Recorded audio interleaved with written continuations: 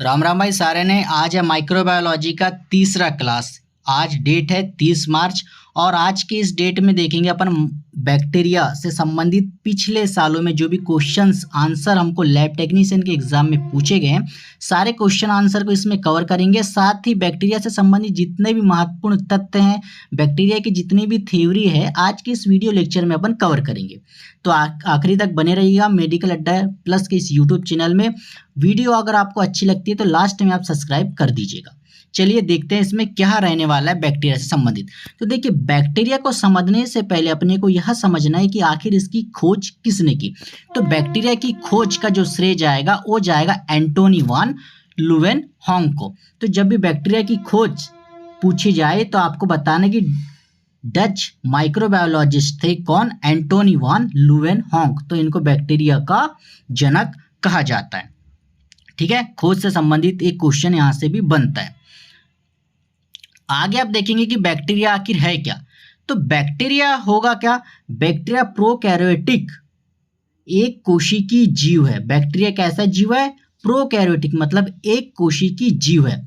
इनका डीएनए जहां होता है वहां कोई न्यूक्लियस नहीं पाया जाता।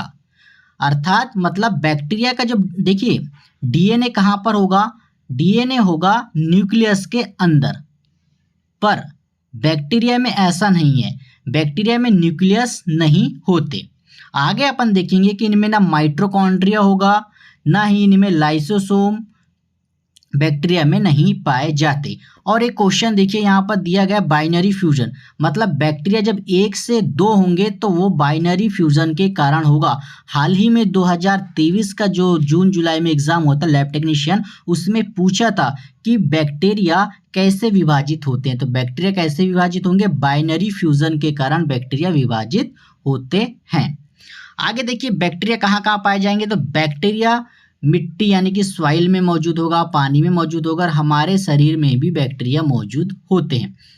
आगे देखेंगे कि बैक्टीरिया की लंबाई आखिर कितनी हो सकती है। तो बैक्टीरिया की लेंथ 0.5 से 50 माइक्रोमीटर तक इसकी लेंथ बैक्टीरिया की हो सकती है। इतना हमने यहाँ तक एक छोटा सा इंट्रो बैक्टीरिया के बारे में पढ़ा। अब आगे अपन इसमें देखेंगे कि बैक्टीरिया की जो भी सेल्स होती है उनके अंदर, बैक्टीरिया के अंदर उनके हाथ पैर, उनके पैर पुछ बैक्टीरिया में आखिर होता क्या क्या है वो हम यहाँ पर आगे जानेंगे। तो देखिए, जब भी बैक्टीरिया की सेल का आप एनाटॉमी करेंगे, जब उसको चीरेंगे फाड़ेंगे अंदर से देखेंगे, तो देखिए बैक्टीरिया के सबसे बाहर वाला जो भाग होगा उसको बोलेंगे अपन कैप्सूल। ये जो बाहर का भाग दिखेगा इसको बोलेंगे आप कैप्सूल। ओके, उसके बाद बैक्टीरिया के छोड़े से अब अंदर जब अपन घुसेंगे, जिन बैक्टीरिया में कैप्सूल नहीं पाया जाएगा उन बैक्टीरिया में पाया जाएगा सेल वॉल। ओके, जो बैक्टीरिया में कैप्सूल नहीं पाया जाएगा उनमें पाया जाएगा सेल वॉल। उसके बाद देखेंगे अपन बैक्टीरिया में होगा प्लाज्मिड। अब ये प्लाज्मिड किस चिड़िया की नाम है, तो प्लाज्मिड एक ऐसा सबस्टेंस है जो कि बैक्टीरिया के अंदर डीएनए की कोडिंग करेगा। उसके बाद इसमें राइबोस होंगे जो कि 70S प्रकार की प्रोटीन बनाएंगे। उसके बाद बैक्टीरिया की एक पूंछ होगी जिसको अपन फ्लैजिला कहेंगे। इसी के कारण बैक्टीरिया आगे पीछे दाएं बाएं घूम सकेगा। उसके बाद बैक्टीरिया में होगा एक पिलिया, जिसके कारण बैक्टीरिया एक स्थान से दूसरे स्थान पर पलटेगा। उसके बाद बैक्टीरिया में होंगे उसके अपने डीएनए। ओके, इतना बैक्टीरिया के अंदर होगा। एक बार फिर से हम बात करेंगे कि क्या क्या होगा। बैक्टीरिया के सबसे बाहर होगा बैक्टीरिया का कैप्सूल, जिसके कारण वो आवरण में घिरा रहता है। उसके बाद बैक्टीरिया में होगा क्या, उसके बाद बैक्टीरिया में होगा उसका अपना क्या होगा, बैक्टीरिया में उसका अपना सेल वॉल।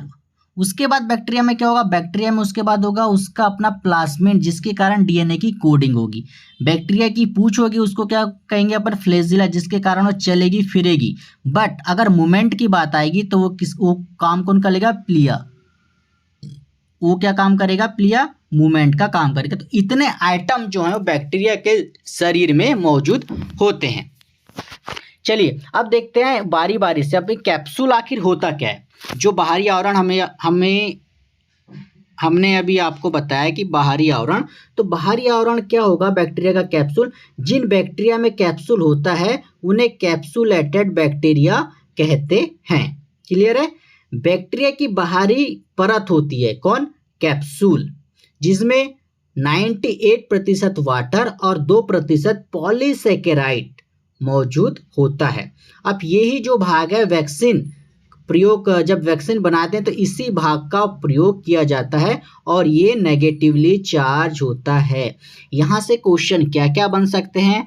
बन सकता है कि ऐसे बैक्टीरिया जिनमें कैप्सूल मौजूद है उनको क्या कहेंगे, तो आपको बताना है कैप्सुलेटेड बैक्टीरिया।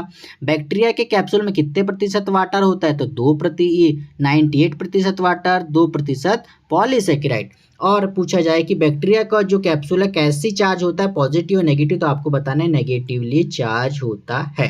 इतना कैप्सूल के बारे में अपने को रटना है, याद करना है, चीज़ों को समझना है। ओके, ये क्या है, बैक्टीरिया का कैप्सूल, यानी कि उसकी बाहरी आवरण होती है। क्लियर है यहाँ तक। चलिए आगे अपन इसमें देखेंगे कि बैक्टीरिया का सेल वॉल, मतलब बैक्टीरिया के लिए दीवार। अब देखिए, जिन बैक्टीरियाओं में कैप्सूल नहीं होगा उन बैक्टीरिया में क्या पाया जाएगा, सेल वाल्व पाया जाएगा। अब एक सेल वाल्व क्या काम करेगा, देखिए बैक्टीरिया में सेल वाल्व पाया जाएगा। सेल वाल्व के ही कारण बैक्टीरिया को विभिन्न प्रकार की आकृति, आकार और आकृति मिलती है। अब हम बोल दिए कि कोई बैक्टीरिया गोल है, हमने बोल दिया कि कोई बैक्टीरिया बेलनाकार है, हमने बोल दिया कि कोई बैक्टीरिया स्पाइरल है, तो ये कैसे होंगे, तो ये इसका कारण है सेल वाल्व के कारण। अगर बैक्टीरिया में सेल वाल्व नहीं होते तो सारे बैक्टीरिया एक समान आकृति की होती। अब बैक्टीरिया में जब सेल वाल्व आ जाता है तो यहाँ से कहानी क्या हो जाती है, बैक्टीरिया अलग अलग प्रकार के दिखाई देने लगती है और यही हमारे एग्जाम में भी यही आता है। तो देखिए इसका कैसा क्या क्या उदाहरण बनेगा। देखिए पहला होगा कोकाइल। पहला क्या होगा, कोकाइल। कोकाइल का मतलब होगा गोलाकार, ठीक है, गोलाकार होंगे। दूसरा है बेसिलाई। बेसिलाई आपको देख रहा होगा, बेसिलाई मतलब कि बेलना के आकार की जो बैक्टीरिया दिखेगा उसी को क्या बोलेंगे अपन, बेसिलाई। फर्दर इनके भी सब टाइप हैं तो हम आगे उसको कवर करेंगे। अगला यहाँ पर है स्ट्रेप्टोकोकाई, यानी कि ऐसे बैक्टीरिया जो कि चैन के जैसे दिखेंगे उसी को क्या अपन बोलेंगे, स्ट्रेप्टोकोकाई। इतना यहाँ पर उनकी आकृति के हिसाब से उनको बांटा गया है। आगे अपन इसके बारे में और देखेंगे। अब देखेंगे यहाँ पर क्या होगा, बैक्टीरिया की सेल वॉल पॉलीपेप्टाइड ग्लाइसिन से बनी होती है। क्वेश्चन आता है कि जो बैक्टीरिया की सेल वाल्व है जो कि बाहरी आवरण है वो किससे बनी होती है, तो पेप्टाइड ग्लाइसिन से बनी होती है। क्वेश्चन यहाँ से आ चुका है, ठीक है। सेल वाल्व किससे बनी होती है, पेप्टाइल ग्लाइसिन से बनी होती है। आगे अपन देखेंगे कि सेल वालों के आधार पर बैक्टीरिया को दो भागों में बांटा गया है। आप पढ़ते हैं ग्राम पॉजिटिव बैक्टीरिया और आप पढ़ते हैं ग्राम नेगेटिव बैक्टीरिया। वो भी किसके आधार पर बांटा गया है, उनके सेल के आधार पे ही बांटा गया है सेल वाल्व। अगर बैक्टीरिया में सेल वाल्व नहीं होते तो ना ग्राम पॉजिटिव बैक्टीरिया होता, ना ग्राम नेगेटिव बैक्टीरिया होता, ना गोल वाले बैक्टीरिया होते, ना बेलनाकार होते। अगर बैक्टीरिया में खाली कैप्सूल होता तो बैक्टीरिया सब बैक्टीरिया समान होते। तो अगर यहाँ पर सेल वाल्व आया तो बैक्टीरिया दो कैटेगरी में बट गई, पॉजिटिव हो गई, एक नेगेटिव हो गई। तो अपने को इतना यहाँ पर ध्यान रखना है। आगे अपन इसके बारे में और चर्चा करेंगे। देखिए उसके बाद होगा, उसके और भीतर जाएंगे अपन सेल वाल्व के, तो हमको मिलेगा बैक्टीरिया के अंदर बैक्टीरिया सेल मेम्ब्रेन। अब सेल मेम्ब्रेन क्या काम करेगा, तो बैक्टीरिया की बॉडी के भीतर यानी कि अंदर इनर भाग में एक झिल्ली पाई जाती है जिसको सेल मेम्ब्रेन कहते हैं। क्वेश्चन आता है कि ये सेल मेम्ब्रेन किससे मिलकर बनी होती है, तो ये शुगर और अमाइनो एसिड की बनी होती है। इतना अपने को याद रखना है। हाँ, ये क्वेश्चन 2022 लैब टेक्नीशियन में पूछा गया था ग्रुप 5 में कि जो बैक्टीरिया रिस्पायरेशन किससे करते हैं। जो अपन तो श्वसन हमारे फेफड़ों से होता है, पर बैक्टीरिया में जो श्वसन होता है किससे होता है, मेसोसोम के कारण होता है। तो यहाँ पर इतना अपने को याद रखना है कि मेसोसोम क्या काम करेगा, बैक्टीरिया में रिस्पायरेशन के लिए यह जिम्मेदार होगा।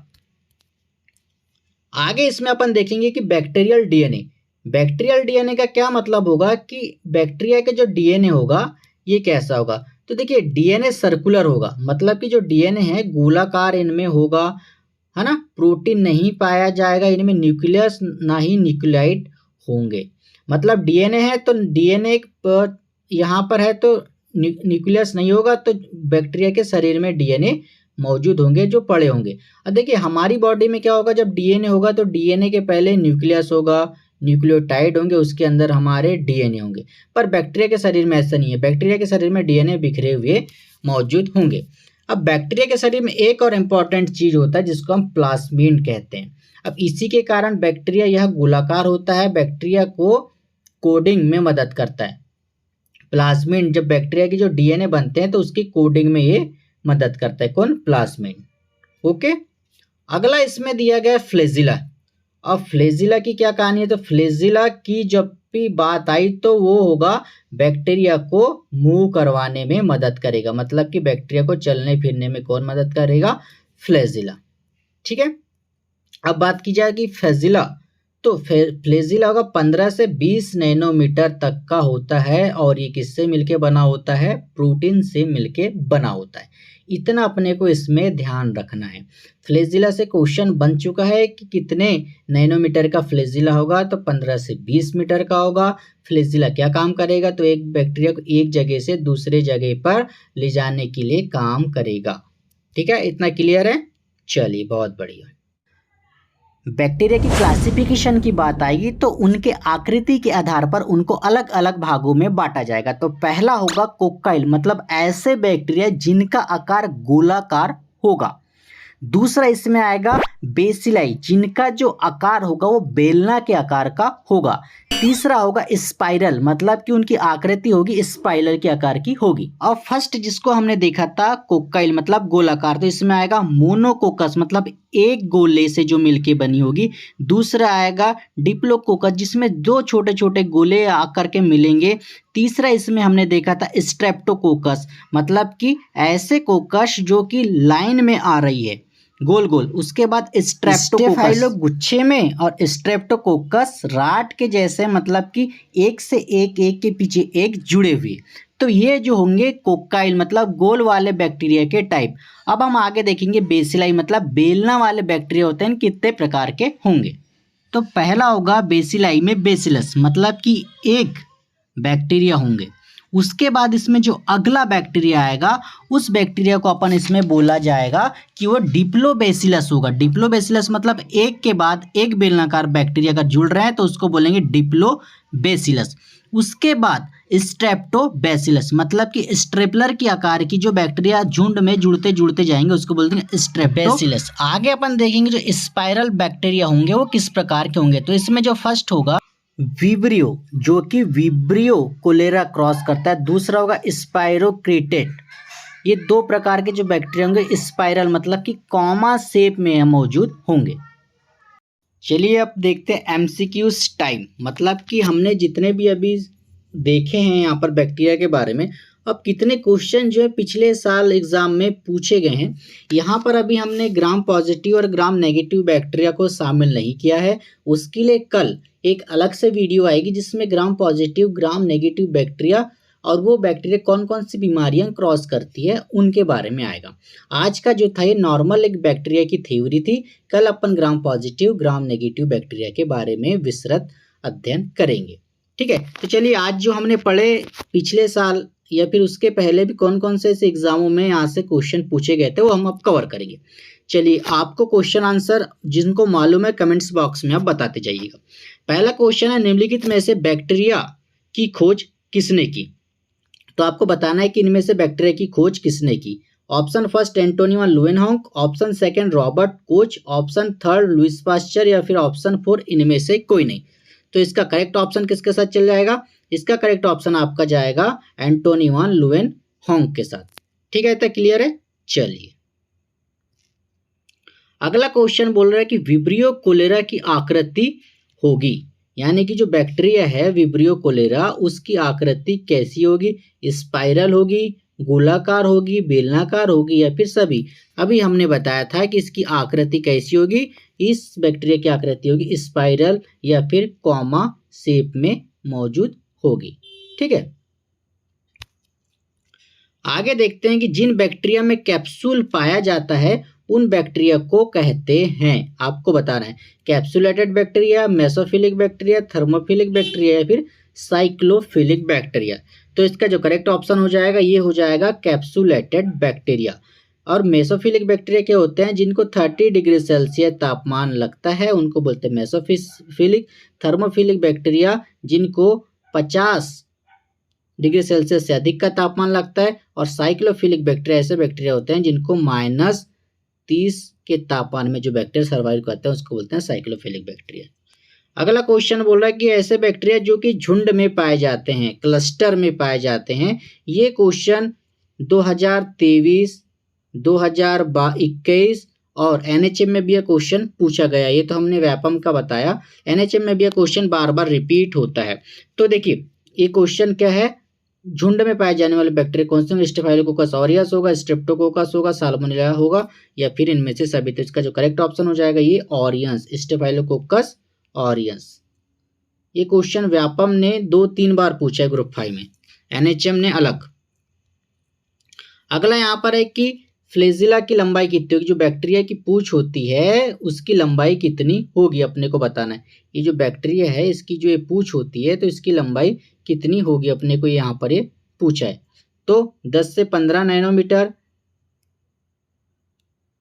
40 से 50 नैनोमीटर, 50 से 150 से 200 मीटर या उपरोक्त में से कोई नहीं। तो इसका जो करेक्ट ऑप्शन चले जाएगा वो चले जाएगा ऑप्शन नंबर फर्स्ट, 15 से 20 मीटर। ठीक है, नैनोमीटर। अगला है, ये क्वेश्चन में पूछा गया है किसमें, ग्रुप 5 2023 में, कि बैक्टीरिया श्वसन किससे करेंगे। हम तो श्वसन रिस्पायरेशन से कर लेंगे, रिस्पायरेशन सिस्टम से कर लेंगे, लंग्स से कर लेंगे हमारा। बैक्टीरिया किससे करेंगे, उनके पास तो लंग्स है नहीं, तो किससे करेंगे, मेसोसोम से करेंगे, राइबोसोम से करेंगे, लाइसोसोम से करेंगे या फिर DNA से करेंगे। तो इसका जो करेक्ट ऑप्शन चल जाएगा वो हो जाएगा मेसोसोम के द्वारा। अगला क्वेश्चन बोल रहा है कि देखिए ये हाल ही 2023 में ग्रुप 5 में पूछा गया क्वेश्चन है कि जो बैक्टीरिया है, बैक्टीरिया कैसे विभाजन होती है। तो बाइनरी फ्यूजन के कारण, सेल डिवीजन के कारण, समसूत्री विभाजन के कारण या सभी से। मतलब यहाँ पूछ रहा है कि बैक्टीरिया एक है, अब वो बैक्टीरिया बनेगा 2 भाग में, तो कैसे बनेगा, तो ये कौन सा इसमें विभाजन होगा, तो इसमें हो जाएगा बाइनरी फ्यूजन के कारण एक बैक्टीरिया से 2 बैक्टीरिया बनेंगे। ठीक है, अगला क्वेश्चन बोल रहा है कि ऐसे बैक्टीरिया का नाम बताना है आपको कि जो ऐसे बैक्टीरिया का आपको नाम बताना है जो 37 डिग्री सेल्सियस में सर्वाइव करते हैं। मतलब वो बैक्टीरिया को कहेंगे mesophilic bacteria, cyclophilic bacteria, thermophilic bacteria. हमने आपको बताया था कि 37 डिग्री सेल्सियस में जो भी बैक्टीरिया सर्वाइव करता है उसको बोलते हैं मेसोफिलिक बैक्टीरिया। साइक्लोफिलिक बैक्टीरिया इनको चाहिए -30 तक का टेम्परेचर। थर्मोफिलिक बैक्टीरिया ऐसे चाहिए इनको प्लस कौन सा, 50 डिग्री सेल्सियस के ऊपर के तापमान में। ठीक है, चलिए अगला क्वेश्चन यहाँ पर बोल रहा है कि ऑब्लिगेट एनारोब होंगे कौन से बैक्टीरिया होंगे, जिनको ऑक्सीजन की जरूरत होगी या जिनको कार्बन डाइऑक्साइड की जरूरत होगी या जिनको दोनों की जरूरत होगी या इनमें से कोई नहीं। तो ऑब्लिगेट एनारोब जब भी आए, ऑब्लिगेट का मतलब होता है चाहिए ही चाहिए और एनारोब का मतलब होता है ऑक्सीजन। तो करेक्ट ऑप्शन इसका किसके साथ चल जाएगा, ऑक्सीजन के साथ। यहां पर दिया गया है कि बैक्टीरिया के DNA को कोड करता है, मतलब कि जो बैक्टीरिया है उनके DNA को कौन कोडेट करता है, राइबोसोम करेगा, मेसोसोम करेगा, प्लाज्मिड करेगा या फिर कैप्सूल करेगा। तो इसका जो करेक्ट ऑप्शन चले जाएगा वो चले जाएगा कैप्सूल के, इसका करेक्ट ऑप्शन चल जाएगा प्लाज्मिड के साथ। ठीक है, करेक्ट ऑप्शन क्या हो जाएगा इसका, प्लाज्मिड। ठीक है, तो आज के लिए इतना ही था। बाकी कल जो हम पढ़ेंगे ग्राम पॉजिटिव और ग्राम नेगेटिव बैक्टीरिया के बारे में और उनसे होने वाली बीमारी। बैक्टीरिया की क्लास हमने 2 या 3 भाग में लेंगे क्योंकि ये चैप्टर थोड़ा बड़ा हुआ है। तो आज हमने थोड़ा बैक्टीरिया का इंट्रो पढ़ा, बैक्टीरिया में क्या क्या चीजें पाई जाती, बैक्टीरिया कौन कौन से प्रकार के होते। कल हम पढ़ेंगे ग्राम पॉजिटिव ग्राम नेगेटिव के बारे में। वीडियो अच्छी लगी हो तो प्लीज सब्सक्राइब कर लिए, इसलिए आपको सब्सक्राइब करना है क्योंकि हम जो वीडियो है एक के बाद एक पूरे सिलेबस के हिसाब से इसमें पढ़ाई करें ताकि आपको नोटिफिकेशन आसानी से मिल जाए। इसमें कोई सब्सक्रिप्शन लेने की ज़रूरत नहीं है। आपको जो क्लासेस है वो 1 बाय 1 एक-एक दिन के अंतराल में, मतलब आज एक मिला तो कल एक, ऐसी रोज़ क्लासेस हमको मिल जाएगी। हमने इसमें अभी एनाटॉमी को कवर कर लिया है। अब माइक्रोबायोलॉजी के विस्तार से एक-एक क्लासेस इसमें कवर कर लेंगे। उसके बाद हिस्टोपैथोलॉजी और भी जो क्लासेस हैं वो रेगुलर हमारी चलते जाएगी, क्योंकि अभी हमारी एग्ज़ाम होनी है।